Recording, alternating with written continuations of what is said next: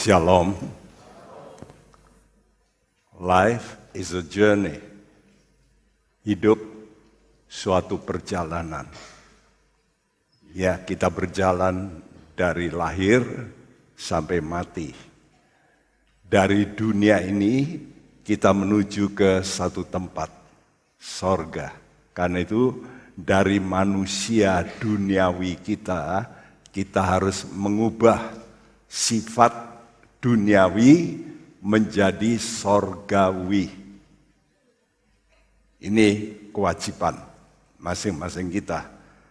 Hari ini, saudaraku, kita harus tahu bahwa kita melakukan perjalanan hidup ini. Tadi saya katakan hidup suatu perjalanan. Ya, lakukan perjalananmu. Kemana? Nah, Alkitab memberitahu perjalanan kita adalah ke Yerusalem baru. Yerusalem sorgawi. Jadi kita mesti melakukan perjalanan kita sampai tujuan yang tepat, yaitu Yerusalem sorgawi.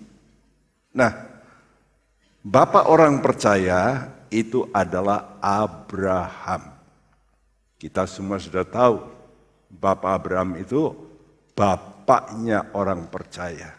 Dan semua kita yang disebut orang percaya, kata Tuhan, harus mengikuti tapak iman Bapak Abraham. Jadi kita mesti ikut. Jalannya bagaimana Abraham, yuk kita juga ikut. Ya. Nah, dia keluar dari kota Ur di Kasdim. Kasdim itu Babel. Karena itu disebut Ur Kasdim. Dan Babel sendiri berarti kekacauan. Dan itu menunjukkan dunia ini. Dunia ini disebut Tuhan nanti seringkali di Alkitab dikatakan Babylon. Jadi kita mesti keluar. Ya, dari kekacauan di dunia ini, dari segala perkara yang kacau, kita mesti keluar menuju ke yang disebut Tuhan tanah perjanjian, yaitu tanah air sorgawi. Ini dituliskan dalam surat Ibrani 11 ayat yang ke-6. Mari kita buka Alkitab kita. Ibrani pasal 11 ayat yang ke-16. Tetapi sekarang mereka merindukan tanah air yang lebih baik, yaitu satu tanah air surgawi. Sebab itu Allah tidak malu disebut Allah mereka, karena Ia telah mempersiapkan sebuah kota bagi mereka. Ya, tetapi sekarang mereka merindukan, ada kata merindukan, tanah air yang lebih baik. Saudaraku, memang di dalam surat Ibrani ini ada kata kunci, yaitu lebih baik, better, better, selalu begitu. Korban yang lebih baik, ya. Jadi ibadah yang lebih baik. Jadi Tuhan tidak mau kita biasa, tapi better, ya. Jadi baik itu sudah bagus, tapi better itu lebih baik. Nah, kita mesti beranjak untuk hal-hal yang lebih baik, ya, merindukan tanah air yang lebih baik. Tanah air kita sekarang di Indonesia. Tapi kita melihat tanah air di mana-mana di dunia ini tidak ada yang aman 100%. Ada? Coba tunjukkan di mana ada tempat di dunia ini yang aman 100%. Dulu orang berkata Swiss, ya, tapi kenyataannya tidak aman juga saat-saat ini. Jadi seluruh dunia itu makin lama makin tidak aman. Nah, kita dijanjikan Tuhan tanah air yang lebih baik. Nah, ini kita mesti mempunyai kerinduan suatu tanah air yang lebih baik, itu apa? Yang sorgawi. Jadi yang bukan duniawi, tapi yang sorgawi. Sebab itu Allah tidak malu menyebut Allah mereka. Karena Allah menyediakan, dikatakan sebuah kota. Jelas kok. Jadi nanti kita kalau masuk sorga, itu ada satu kota. Kota yang disebut Yerusalem.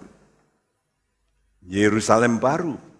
Ya, bukan Yerusalem yang di dunia ini, tapi Yerusalem yang sorgawi. Perjalanan Bapak orang percaya itu menjadi cetak biru, blueprint. Artinya ini adalah model yang begini ini. Keluar dari Ur Kasdim menuju ke tanah perjanjian. Itu cetak biru. Ini adalah program dasarnya seperti itu. Dan kenyataan secara jasmania itu dilakukan oleh orang Israel. Waktu Abraham keturunannya sudah mulai bertambah menjadi satu bangsa yang disebut bangsa Israel. Maka bangsa Israel itu juga melakukan perjalanan. Dari mana? Dari Mesir ke Kanaan, ke tanah perjanjian. Kenapa disebut tanah perjanjian? Karena tanah ini sangat bergantung kepada perjanjian Allah. Karena itu Tuhan berkata, tanah ini beda, tidak banyak sungainya. Enggak, jadi kalau sudah pergi ke Israel, wah, hujan airnya itu tergantung dari apa? Dari hujan. Jadi air di tanah Israel itu tergantung dari hujan. Karena itu kata Tuhan, saudara, bahwa kalau kamu berdosa, maka aku kunci pintu langit. Jadi nggak ada air. Jadi mereka betul-betul harus waspada. Karena airnya, sebab air itu kehidupan. Jadi kalau mereka tidak ibadah dengan baik, Tuhan bisa kunci. Seperti yang terjadi pada zamannya Ahab. 3,5 tahun mereka nggak ada air, nggak ada hujan. Kekeringan, akibatnya apa? Kelaparan. Jadi memang Tuhan memimpin mereka ke satu tanah di mana mereka harus menjaga yang disebut perjanjian.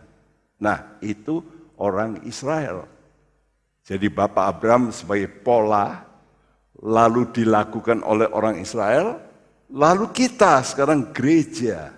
Nah, gereja Tuhan itu berjalan juga dari duniawi ke sorga. Ya, jadi kita berada di dunia saat ini, saudaraku, kita harus tahu bahwa banyak orang dunia itu arahnya salah ya ke sana. Tapi sebetulnya Tuhan suruh ke sana.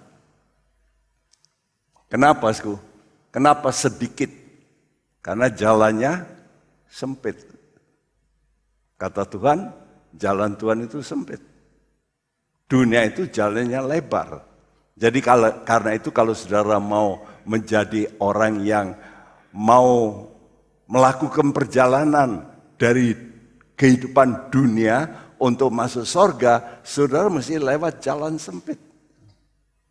Tapi tujuannya akhirnya adalah Yerusalem sorgawi.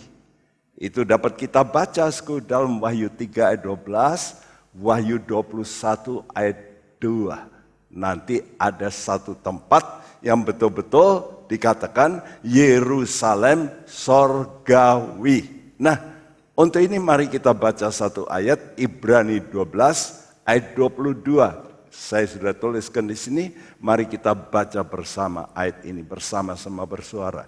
2, 3. Tetapi kamu sudah datang ke Bukit Sion, ke kota Allah yang hidup, Yerusalem surgawi, dan kepada beribu-ribu malaikat, suatu kumpulan yang meriah. Kamu sudah datang ke Bukit Sion. Kemana? Ke kota Allah yang hidup. Sekali lagi, jadi nanti kita masuk surga itu ya seperti di dunia ini. Ada kota, ada macam-macam begitu ya. Ada padang rumput, ada segala yang indah-indah. Itu surga. Jadi betul-betul real. Sekarang kita baru dikasih janji. Kita nggak pernah lihat surga. Modelnya bagaimana? Tapi kata Tuhan, di sana tidak ada air mata, di sana tidak ada penyakit, di sana tidak ada kematian. Ya, dan di sana nanti tidak pakai matahari.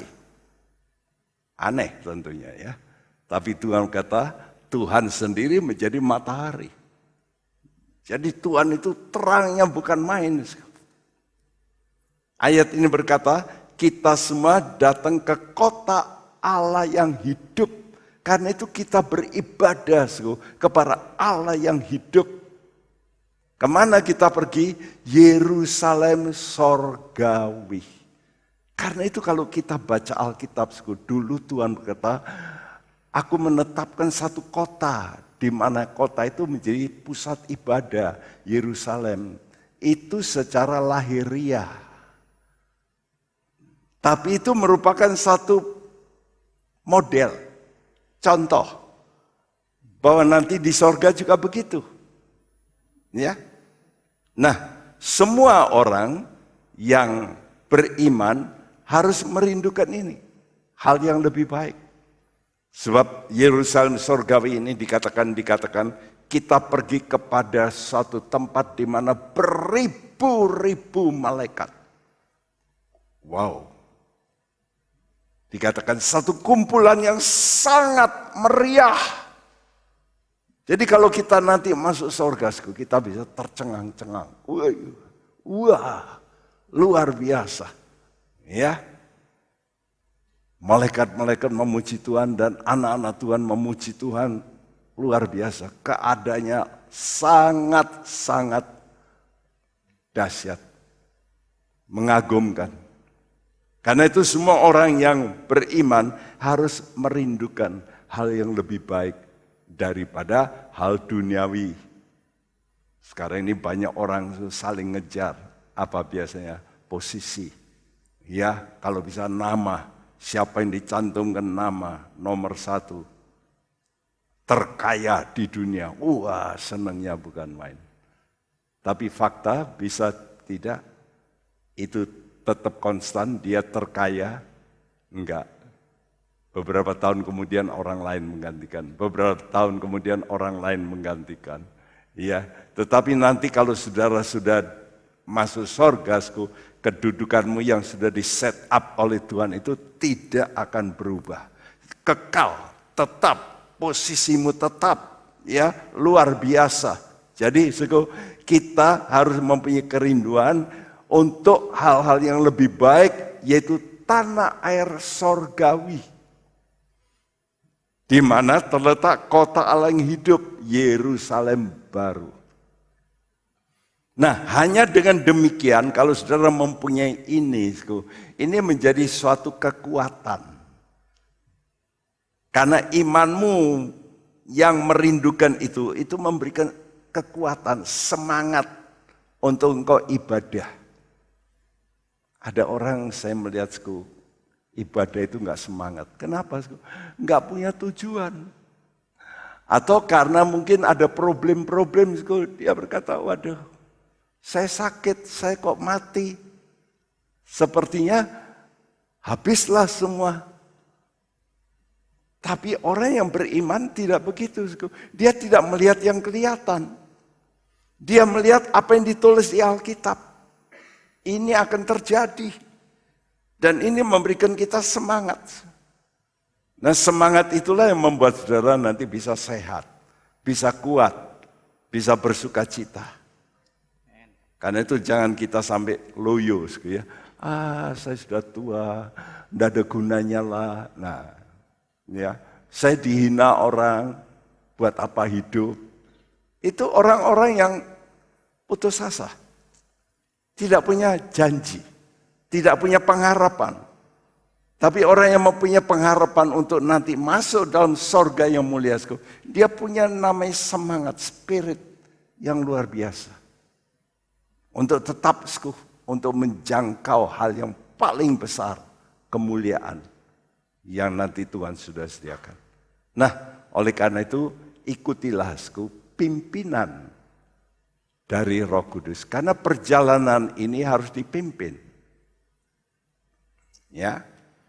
Nah, orang Israel pertama dipimpin keluar dari Mesir melalui suatu peristiwa yang paling penting, yaitu mereka dilepaskan dari perbudakan oleh satu hal, yaitu pada waktu mereka memotong domba, yang disebut anak domba Paskah. Walaupun Tuhan sudah turunkan bermacam-macam hukuman yang spektakuler kepada orang Mesir, tapi mereka masih belum mau melepas. Hukuman yang ke-8 kalau nggak salah, hujan es. Hujan es. Ya. Bulan Februari yang lalu di Australia, hujan es. Dan esnya itu bukan kecil-kecil, tapi sebola tenis. Sebola tenis, bayangin sih, kalau sebola tenis lalu turun ke bawah, wah, itu saya melihat mobil-mobil kacanya pecah, duar. Jadi seperti dibom. Lalu saya WA, saya memberitahu pada teman-teman, lihat, ini baru contoh. Di dalam kitab Wahyu nanti Tuhan turunkan hujan es 100 pon. 1 pon itu 50 kilo. Gitu. Bayangin. Ya kalau 50 kilo dari 5 cm nggak apa-apa. Tapi 50 kilo dari atas, itu bisa menjadi berapa kilo kalau turun ke bawah. Dahsyat. Jadi manusia nanti dibom sama Tuhan. Tuhan itu gampang kalau mau menghukum. Ya, jadi Tuhan hukum manusia, salah satu hukuman itu hujan es nanti. 50 kilo. Bayangin. Jadi Israel bisa bebas kapan? Waktu mereka menyembelih domba. Waktu dikasih hujan es, Firaun bilang, ya, saya mau bertobat, saya mau melepaskan. Tapi sebentar hatinya berubah lagi. Tapi waktu Tuhan berkata, ini kali terakhir aku hukum mereka. Yaitu dengan kematian. Semua anak pertama mati. Kecuali tempat itu, rumah itu ada tanda darah seperti ini. Dipasang. Darah di jenang pintu di atas, di ambang, lalu 2 di pinggirnya, saudaraku. Ya, nah itu kelepasan dengan darah. Nah kita gereja sekarang, kita juga dilepaskan dari segala hukuman kematian. Nanti kematian kekal, itu kalau saudara menghargai darah Yesus. Karena itu jangan permainkan darah Yesus. Saudara anggap gampang gitu ya, murahan. Berbuat dosa lagi. Itu namanya saudara tidak hormat dengan darah Yesus. Jadi kalau kita mau betul lepas, kita mesti menghormati darah Yesus. Nah, tidak cukup itu. Dalam 1 Yohanes 1 ayat 7 dikatakan kamu mesti mengaku dosamu, maka darah Yesus akan menyucikan segala dosamu. Darah Yesus. Tapi setelah itu orang Israel tidak hanya keluar, mereka mesti menjauh dari Mesir. Kalau tidak mereka bisa ditangkap kembali. Dan buktinya mereka memang dikejar. Tapi orang Israel dipimpin oleh tiang awan dan tiang api yang menuntun. Nah itu buat gereja itu satu gambaran. Roh Kudus sekarang menuntun kita. Dan Roh Kudus inilah yang bisa menaungi kita seperti kalau kita kena terik. Ya, orang Israel dulu kena terik matahari, ada awan. Karena itu kalau saudara suka sembahyang, saudara berdoa dalam Roh Kudus, saudara ada problem, tapi hatimu bisa ayem, tentram, engkau bisa. Walaupun ada problem. Ini namanya Roh Kudus menaungi engkau. Dan waktu engkau dalam kegelapan, ada terang seperti orang Israel. Mereka bisa berjalan di tengah kegelapan. Kenapa? Karena tiang awan ini pada malam lalu berubah menjadi tiang api. Menerangi. Nah Roh Kudus juga menerangi. Nah mereka terus berjalan sampai ke satu tempat yang disebut Gunung Sinai. Saya sudah menghitung berapa lama keluar dari sejak mereka keluar dari Mesir sampai persis mereka tiba di gunung itu untuk ketemu Tuhan. Ternyata itu membutuhkan waktu 50 hari. Ya, 50 hari. Jadi 50 hari setelah keluar dari Mesir, mereka tiba di Gunung Sinai untuk berjumpa Allah. Dan sebelum itu ada persiapan 3 hari. Jadi hari ke-47 ya, 48, 49, 50. Hari ke-48 mereka sudah tiba, tapi belum jumpa dengan Tuhan. Baru di kaki gunung. Ya, tapi mereka terus dibawa. Mereka dikasih tahu, kamu sekarang semua mesti menyucikan dirimu, karena nanti hari ketiga Tuhan akan hadir. Dan waktu Tuhan hadir seperti ini, ada kilat, lalu ada ya geledek kilat, lalu guntur, lalu api. Wah, mereka semua gemetar semua, ketakutan. Lalu Tuhan berkata pada Musa, supaya mereka tahu bahwa aku ini Tuhan. Aku ini Tuhan. Yuk kita baca Keluaran 19 ayat 16 sampai 18. Dan terjadilah pada hari ketiga, pada waktu terbit fajar, ada guruh dan kilat dan awan padat di atas gunung, dan bunyi sangkakala yang sangat keras, sehingga gemetarlah seluruh bangsa. Sehingga gemetarlah seluruh bangsa, takut bukan main. Terus yang ada di perkemahan. Lalu Musa membawa bangsa itu keluar dari perkemahan untuk menjumpai Allah, dan berdirilah mereka pada kaki gunung. Gunung Sinai ditutupi seluruhnya dengan asap, karena Tuhan turun ke atasnya dalam api. Asapnya membumbung seperti asap dari dapur, dan seluruh gunung itu gemetar sangat. Ya, Tuhan turun ke atasnya dalam api. Wah, itu saudaraku. Jadi secara fisik benar-benar menakutkan. Ini untuk apa? Untuk supaya mereka tahu siapa tahu Tuhan itu. Karena itu dalam surat Ibrani dituliskan hati-hati. Kita jangan menghina Tuhan. Banyak orang yang melecehkan Tuhan dengan hidupnya ngawur, hidupnya itu tidak mau sungguh-sungguh. Ya, habis bertobat kumat lagi. Oh, saudaraku, kata Tuhan, Tuhan itu seperti api yang menghanguskan. Jadi kita mesti sadar, Tuhan itu salah satu sifat yang paling harus kita takuti itu adalah kekudusannya. Allah itu kudus. Karena itu saya melihat ada orang-orang yang melecehkan kekudusan dengan berbuat dosa, ngomong kotor, hidup mainan seks yang gak kudus. Ya, mereka nggak ngerti, apalagi orang Kristen. Wow, mereka tidak menghormat bahwa Allah itu Allah yang kudus. Kita mesti takut, ya. pada Tuhan. Seperti tadi, orang Israel dilihatkan itu supaya secara fisik ya, supaya mereka timbul takut.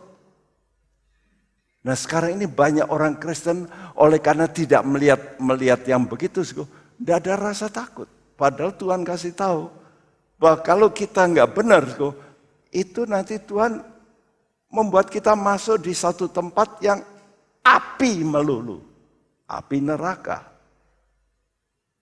Nah, kita mendengar ini mestinya nggak perlu melihat, mendengar. Karena iman itu datang dari mendengar. Kita mendengar timbul takut akan Tuhan. Ini penting. Takut akan Tuhan itu salah satu hal yang sangat penting. Nah, Kisah Rasul 2 ayat yang pertama memberitahu tentang yaitu saudaraku hari Pentakosta. Coba kita baca ayat ini bersama-sama 2, 3. Ketika tiba hari Pentakosta, semua orang percaya berkumpul di suatu tempat. Ya, ketika tiba hari Pentakosta. Kata Pentakosta itu dalam bahasa Greka berarti hari ke-50. Ke-50. Jadi Pentakosta itu ke-50. Saat itulah murid-murid Tuhan di atas loteng mereka menerima curahan Roh Kudus. Dan mereka mulai berbahasa asing. Ya, dan Roh Kudus mulai menguasai hidup mereka. Nah, sejak itu mereka menjadi orang yang tegar, kokoh, kuat. Tadinya penakut.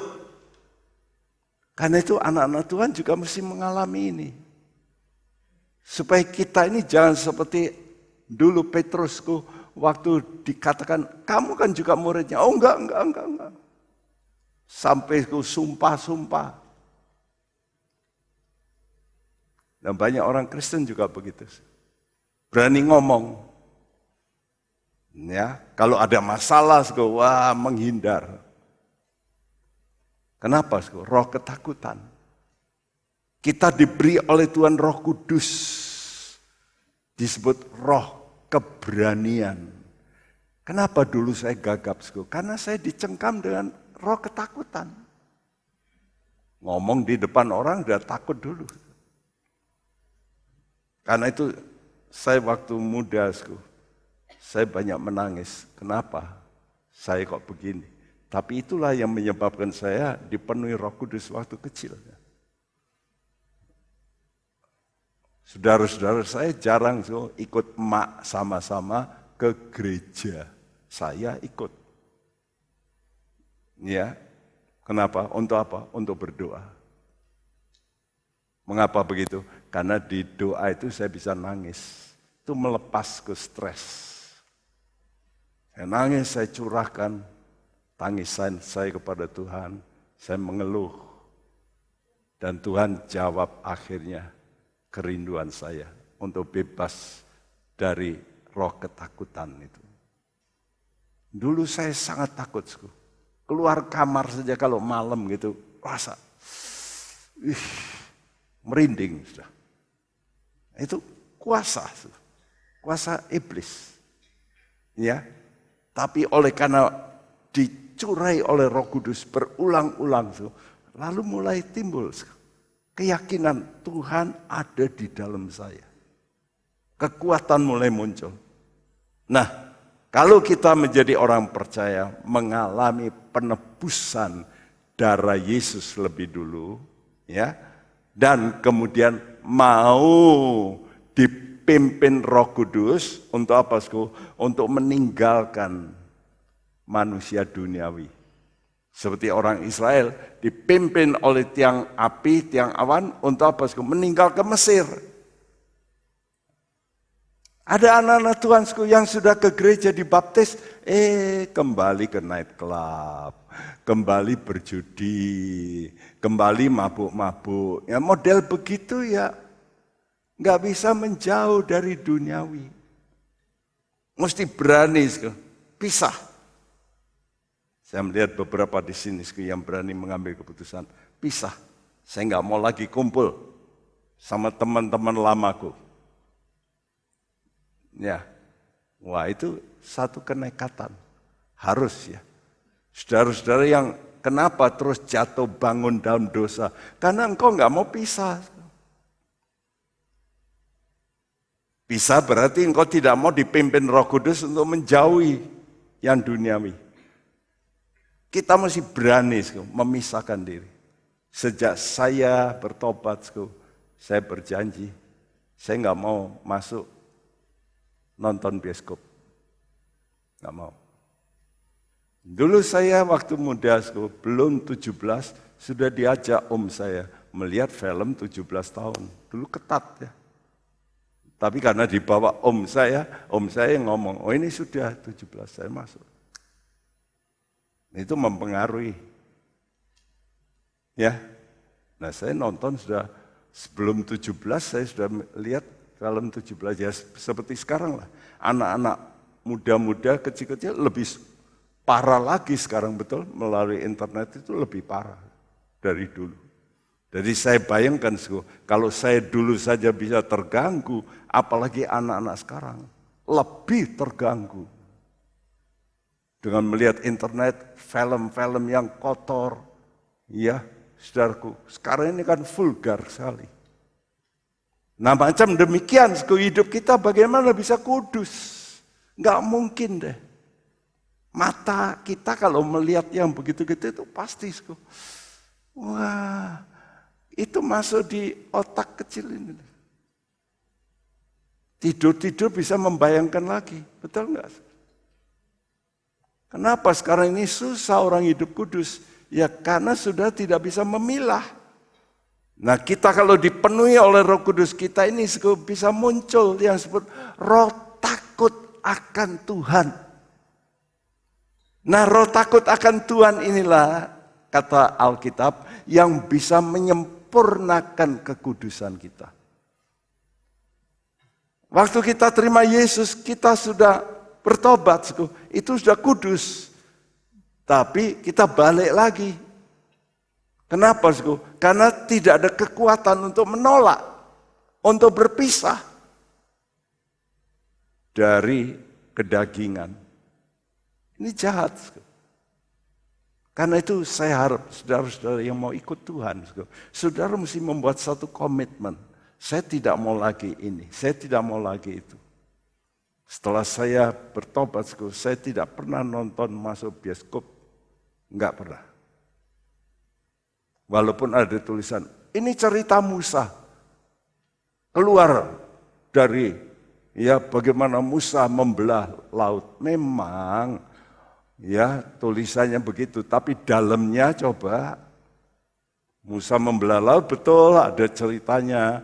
Tapi setelah itu yang paling diekspos apa? Waktu mereka jatuh dalam penyembahan berhala, betul enggak? Lalu pesta pora, wah, nah di situ sudah melihat ya hal-hal yang vulgar. Itu apa enggak mempengaruhi itu? Coba saya tanya jujur. Kalau sudah melihat film-film gitu, apa enggak merangsang? Sekarang ini orang-orang kena film Korea, betul enggak? Wah, udah anak-anak muda udah nonton, bukan anak muda saja. Orang-orang tua itu juga. Dan itu timbul rangsangan-rangsangan. Kata Tuhan apa? Kalau kamu melihat saja lalu timbul, itu kamu berbuat apa? Hah? Yang keras. Berbuat apa? Bukan dosa toh. Apa? Zina. Udah jelas toh. Nah, sekarang kalau sudah lihat internet yang gitu-gitu, apa enggak merangsang? Halo, coba jujur. Ada onda kalau saya, kamu bukan manusia deh. Benar? Ya saya kan orang gitu, saya tahu. Masuk enggak sama toh. Mestinya sama lah. Ya. Karena itu kalau saudara betul mau menuntut hidup kudus, saudara mesti menjauh. Ya. Karena itu menguduskan diri itu artinya menyediakan diri untuk sudah didiami oleh Allah. Bayangin kalau sudah didiami oleh Allah. Tapi ini perlu dilakukan dengan kerelaan. Tuhan tidak paksa. Ya, karena itu saya nggak mau, walaupun judul filmnya ini tentang Simpson, misalnya bagus toh Simpson. Tapi yang banyak nanti diekspos apa? Simpson main sama Delilanya. Wah itu yang betul. Pasti deh. Ya, kecuali film Yesus itu nggak ada itu memang. The Passion itu saya berani melihat The Passion dari awal sampai akhir karena saya tahu itu nggak ada yang gitu-gitu, sama sekali nggak ada. Jelas nggak ada. Nah itu saya lihat itu. Ya, saudaraku. Jadi kita mesti melakukan dengan kerelaan hati. Seperti halnya persembahan orang Israel dalam Keluaran 25 ayat 2b. Yuk mari kita baca bersama dalam tanda petik ini 2, 3. Dari setiap orang yang terdorong hatinya, haruslah kamu pungut persembahan khusus kepadaku itu. Terdorong hatinya. Jadi orang mempersembahkan kepada Tuhan itu mesti terdorong hatinya. Khususnya bagi mahasiswa-mahasiswa dari STT. Saudara mau melayani Tuhan, tapi kalau hidupmu itu tidak mau kudus kok. Sudahlah, lebih baik keluar aja deh. Ngabisin biaya juga bagi kami. Ya. Kita bayar gurunya berapa, bangun gedungnya berapa. Tapi sudah tidak mau menuntut kekudusan. Enggak ada gunanya jadi hamba Tuhan. Nanti jadi hamba setan malah. Ya tak? Saudara, karena itu sekarang kalau membangun rumah Allah, Tuhan itu memilih kayu penaga. Minggu lalu saya sudah terangkan, tapi kita ulangi lagi. Keluaran 25 ayat 3-5, persembahan apa yang harus dipungut, sama-sama bacakan 2, 3. Inilah persembahan khusus yang harus kamu pungut dari mereka: emas, perak, tembaga, kain ungu tua, kain ungu muda, kain kirmisi, lenan halus, bulu kambing, kulit domba jantan yang diwarnai merah, kulit lumba-lumba, dan kayu penaga. Ya, PA kita, Bible Study kita, menyorot satu yang penting, yaitu kayu penaga. Ya, PA itu luar biasa, bisa bicara emas, bisa bicara perak, dan sebagainya.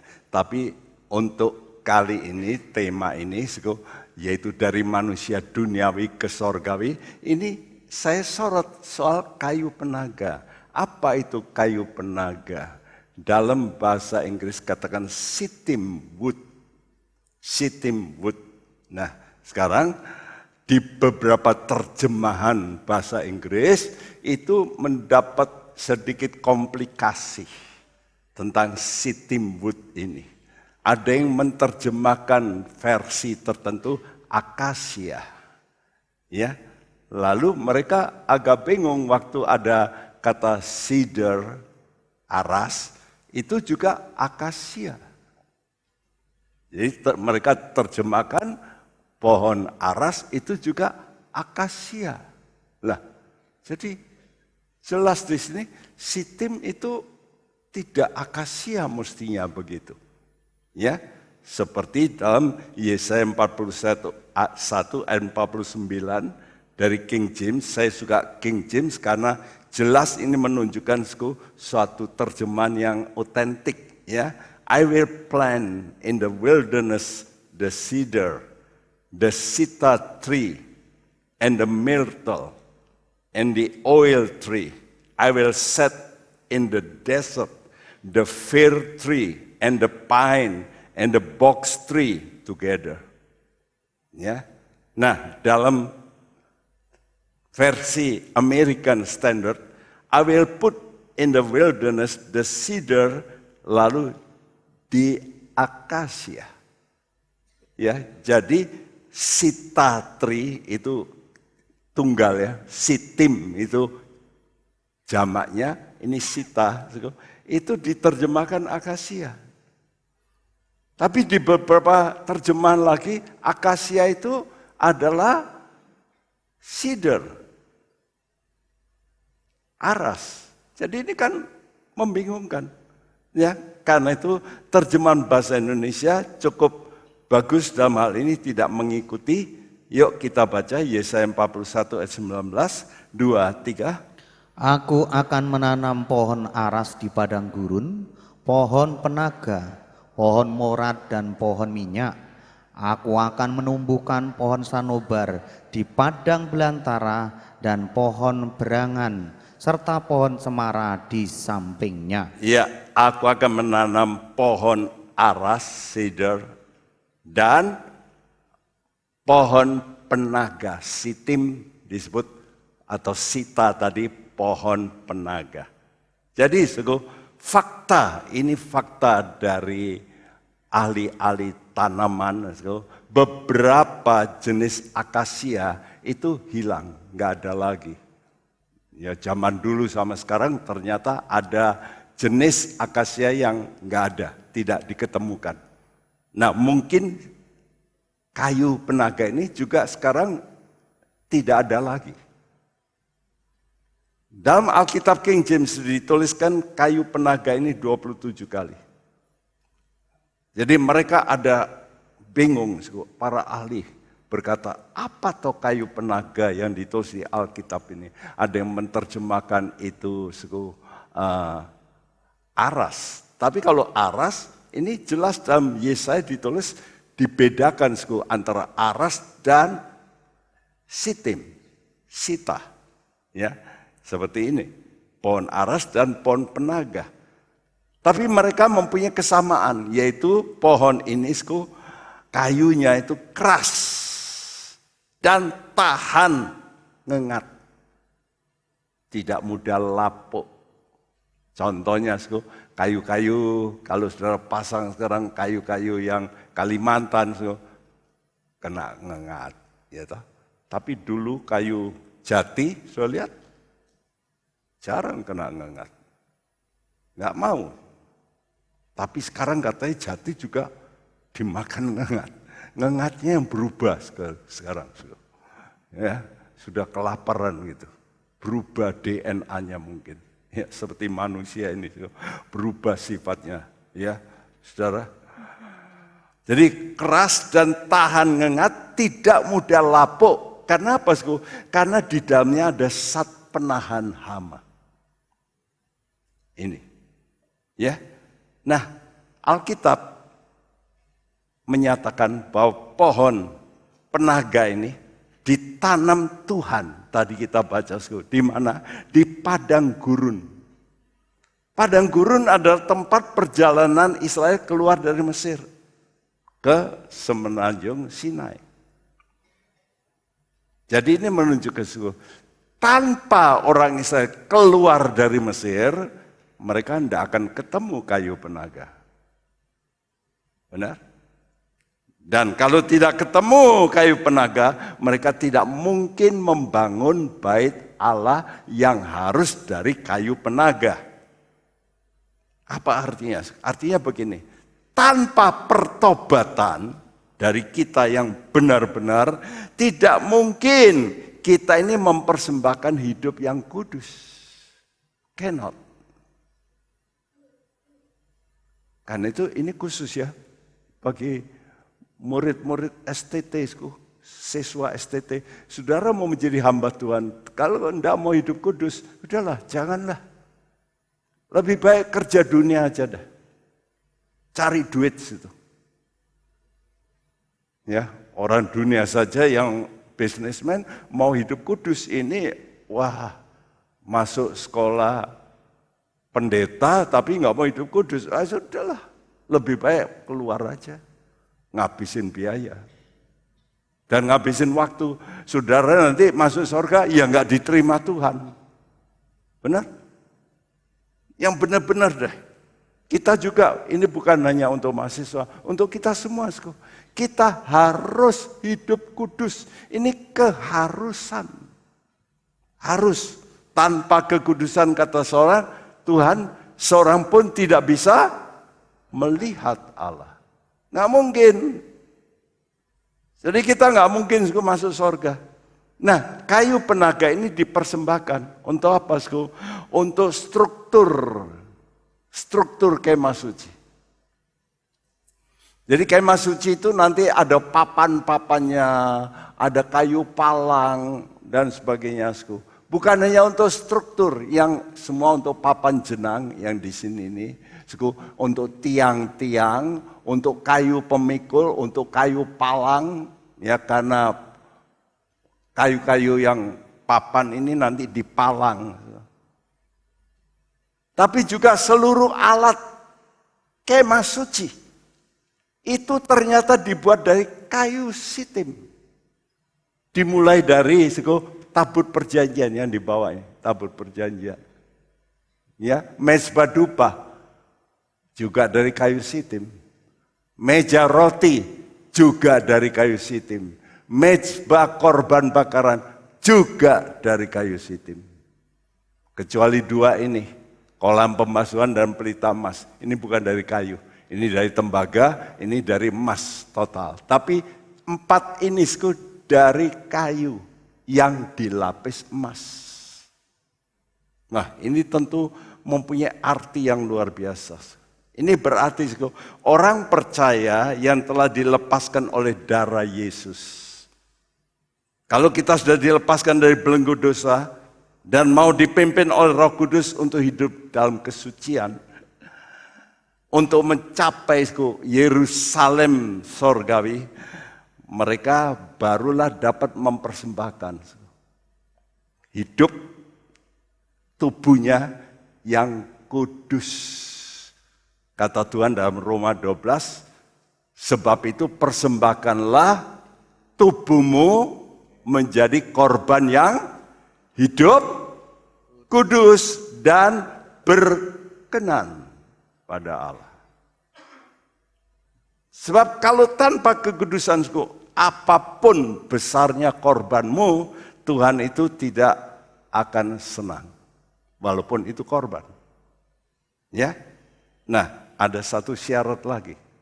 Tadi kita baca bahwa kayu aras ini, kayu penaga ini, kayunya sifatnya keras dan tahan ngengat, tidak mudah lapuk dan punya zat penahan. Nah, apa itu secara rohani? Banyak orang mudah kena virus dosa. Diajak teman berdosa, mau, sungkan.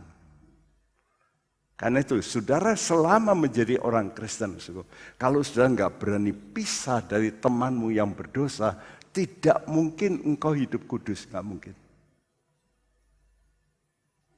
Makanya beberapa dulu anggota kita, dia tanya sama saya, Pak Bekti gimana?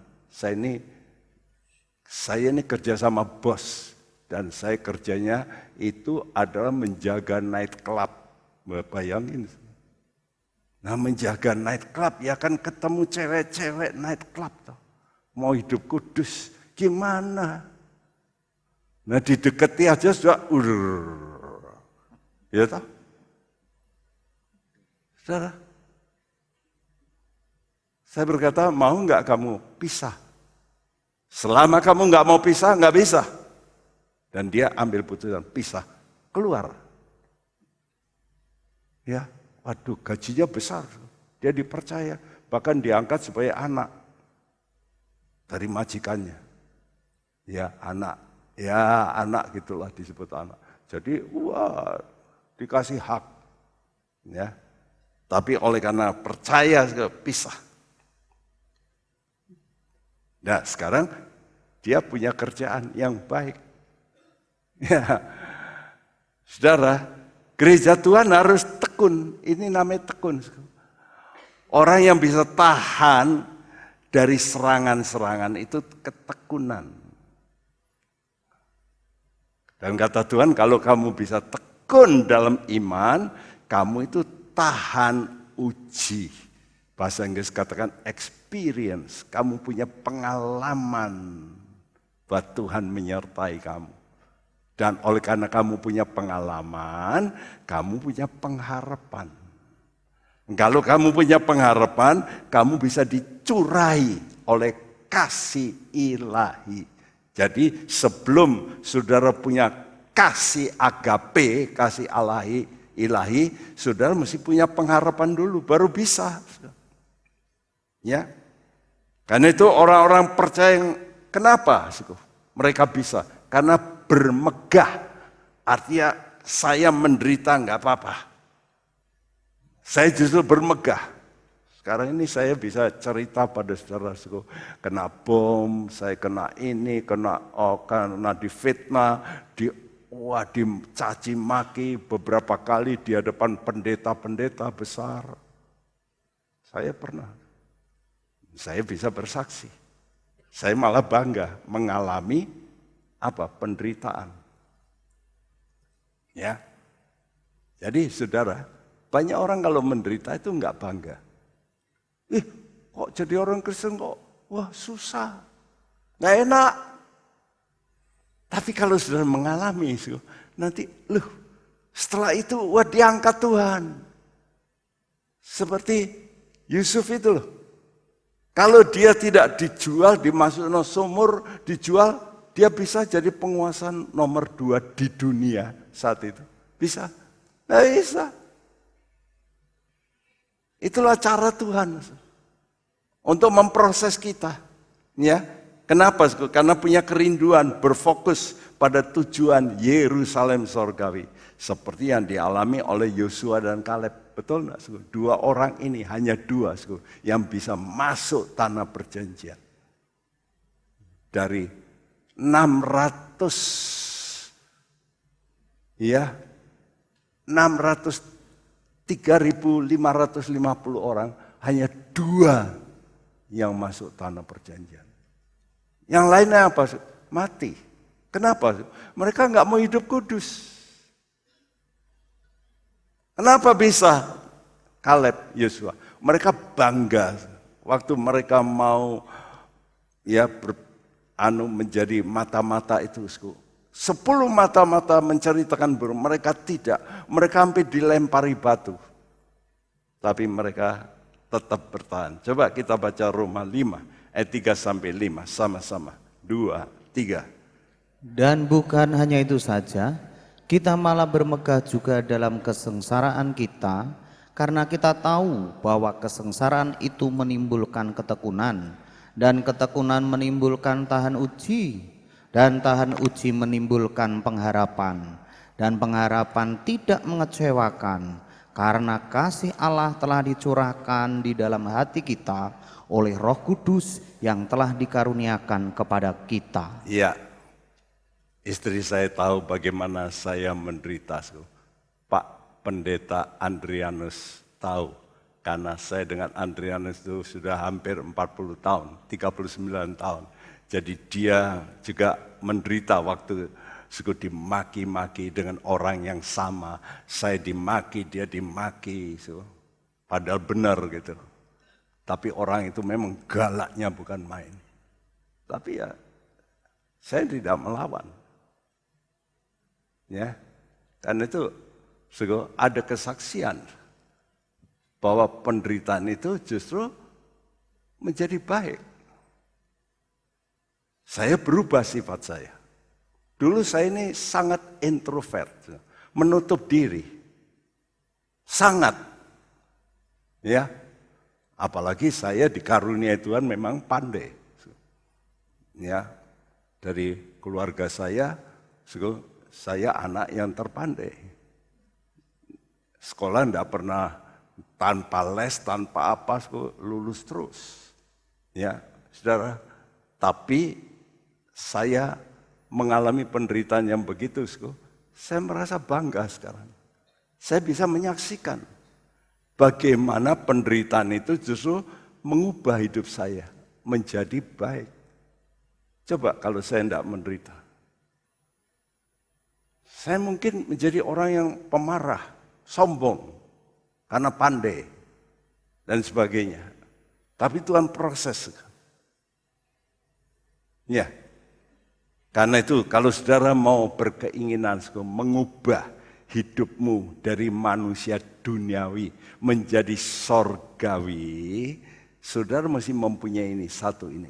Punyalah sukacita pengharapan. Kemegahan kalau mengalami derita. Derita yang benar ya. Bukan karena nyopet terus dipukuli orang. Wah saya menderita. Puji Tuhan. Oh, pencopet kok puji Tuhan. Pencopet itu tobat dulu ya. Tapi kalau sudah benar sudah dikata-katai. Saya pernah dikata-katai bahasa yang paling kotor dalam bahasa Belanda. Ya.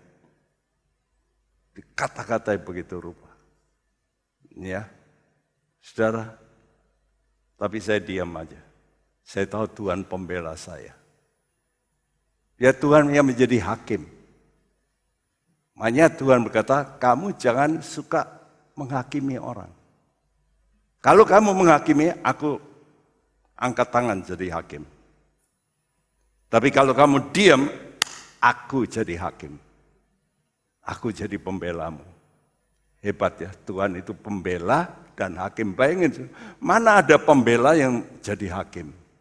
Enggak ada di dunia ini. Pembela ya pembela ya. Masa pembela jadi hakim? Kan, wah ya semua orang milih dia nanti.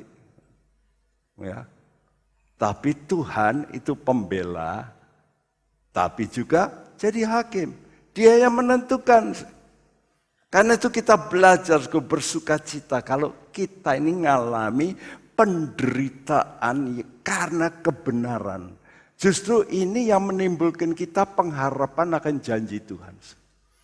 Dan kata Tuhan dalam Roma 5 ayat 5, pengharapan tidak mengecewakan karena kasih Allah. Nah kata kasih Allah itu agape, itu akan dicurahkan oleh Roh Kudus. Dan orang yang dicurai oleh agape inilah menjadi orang yang tahan. Seperti tadi, kayu itu tahan ngengat. Ya, tidak akan lapuk. Karena itu dipilih Tuhan menjadi kayu untuk alat-alat di kemah suci. Tidak sembarangan loh Tuhan memilih kayu. Dia tidak memilih kayu suren. Kayu Kalimantan, enggak. Dia milih kayu penaga. Kenapa? Karena kayu penaga ini tahan. Ya. Tidak lapuk, tahan hama, tahan serangga. Enggak bisa. Apalagi lalu dilapis dengan emas. Enggak kelihatan. Dan ini kita cerita nanti.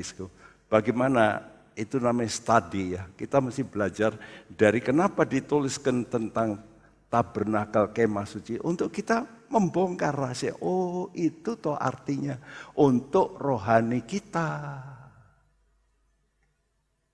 Karena itu saudara-saudara yang mau mengikut Tuhan dengan benar. Ayo sekarang ini harus saudara tahu untuk bisa mencapai hidup di mana saudara bisa mempersembahkan hidupmu yang baik, itu saudara mesti keluar dari Mesir. Pisahlah dari teman-temanmu yang gak baik.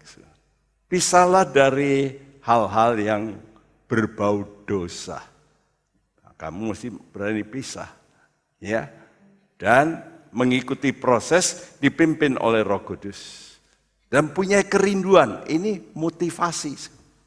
Yang mendorong sudah terus apa? Ketemu Tuhan Yerusalem yang kekal, Yerusalem baru. Mari kita datang sama Tuhan. Satu nyanyian lama berkata, oh Yerusalem kota mulia. Biar hati kita rindu, nah itu kerinduan untuk Yerusalem. Kita masuk di sana. Itu memberikan kita kekuatan yang luar biasa. Oh Yerusalem kota mulia.